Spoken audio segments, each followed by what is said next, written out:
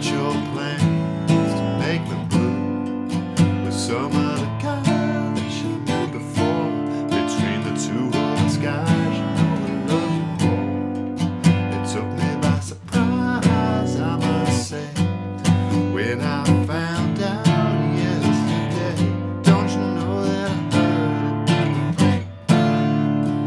Not much longer would you be mine? Yeah, I heard it.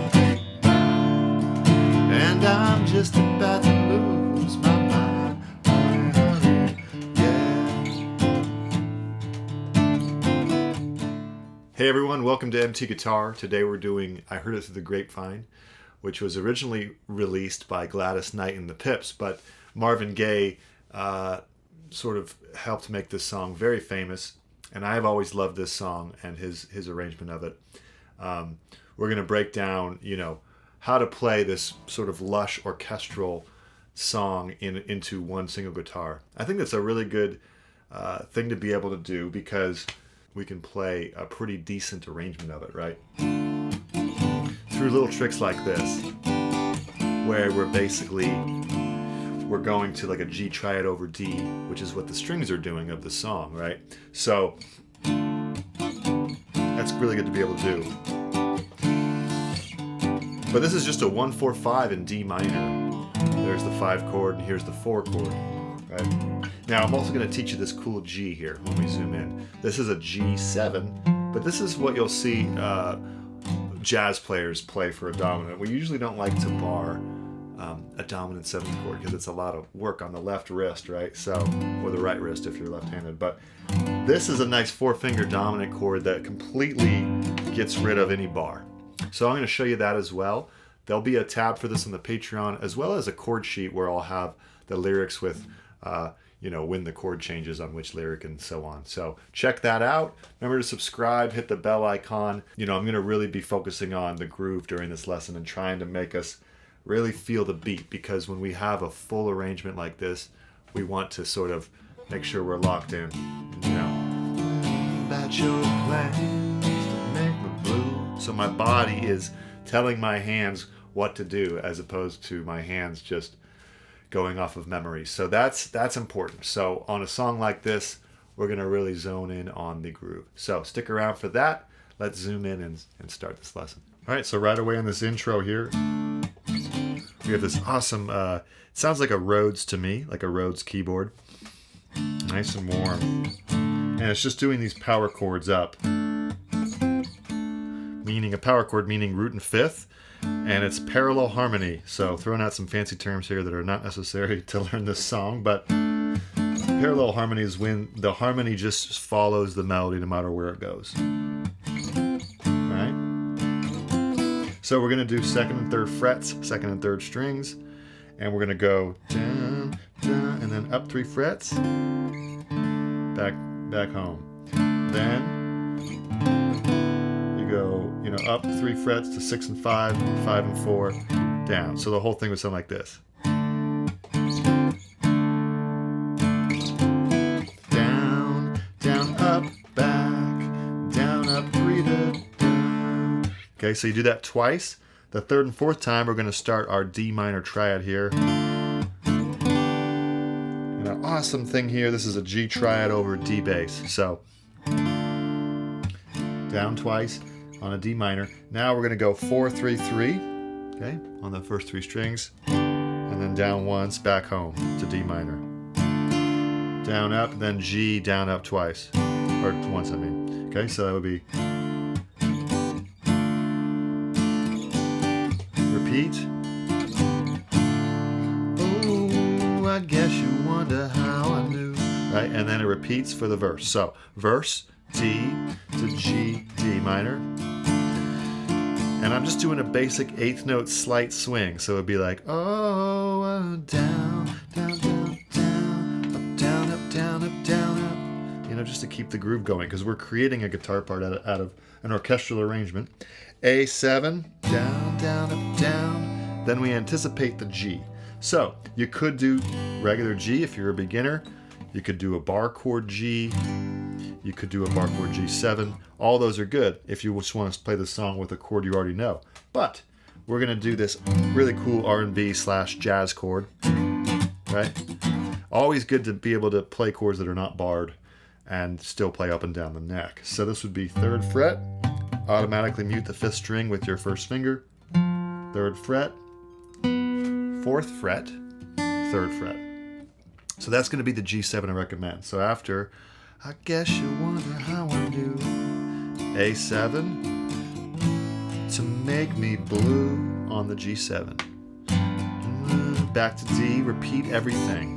That's the entire verse. Okay. Now the pre-chorus is B minor. You could have told. So I'm thinking down, down, down, up, down. Told me yourself. G7. Down, down, up, down. I'm just doing variations on a nice groove here. All right. And we're going to do the whole thing as a playthrough to really groove it out. Back to D minor, to G7, and then to the chorus. So let's do that whole bridge. 3, 4. You could have told me yourself that D minor, then the G7. Okay. Now the chorus is a little tricky because we go D minor to actually do a bar chord G. The reason we do the bar chord is because the bass very clearly in the recording goes, right? Or it goes up to G from a lower D. But anyway, we need to hit that G. We also hear the high note of the keyboard part going. But with the bass, it's best to just do it as a bar chord. So that's my reasoning. Sometimes in arrangement, you got to be sort of trying to get everything all sounding as if it were, you know, on the recording, right? So, okay, back to G7. But I would just do this G7, hey, repeat, and then G7, just about to lose my mind. Now we do the honey, honey. That's D minor down, F, quick, change to G, back to D minor. So, honey, honey, yeah, how much longer? Sorry. Honey, honey, yeah, how much longer would you be my baby? You could either do that or you could do the intro part.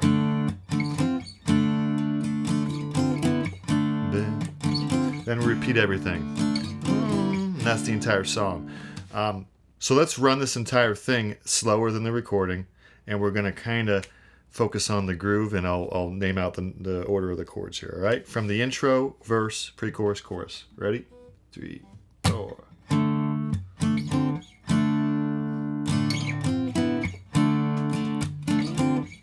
Now the D minor to the G. Okay, verse. A7 coming up.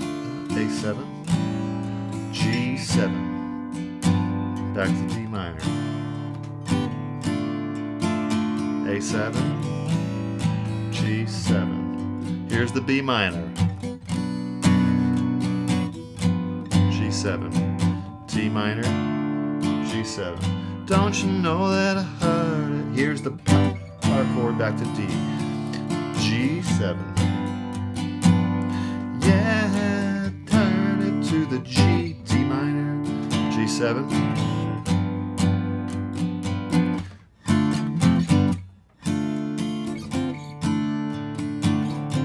Back to the intro. Just nice and groovy, right? Okay, and etc. So there's the verse and chorus again. Well, it happens again. Now, after the second chorus, I think it goes up, right? Just some cool string stuff that you can mimic up here. The high violin goes, 10, 8, 10. You could pull off and then hit it again. And then the strings go, I'm sorry, it's actually a Dorian scale, so that would be 12, 9, 10, 12, 10, 12, 13, and back to that. And then the horns go. So you can pick those parts out and play them, if you're playing with a friend. And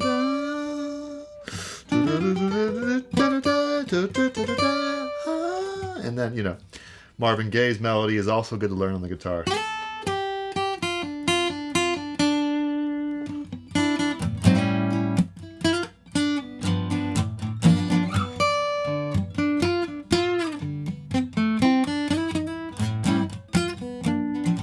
It's all in the chord. So the melody will be in the chord somewhere too. So my advice is to dig deeper. Doesn't have to be on this song, but on any song can you pick out the orchestral parts? Can you pick out the melody that the singer is singing in the chords or somewhere else in the scales, whatever. And that will deepen your appreciation for the song, but perhaps more importantly too, it will deepen your understanding of music in general. All right, so there you go. Just a few chords, but plenty to look at. So hopefully that makes sense, and enjoy.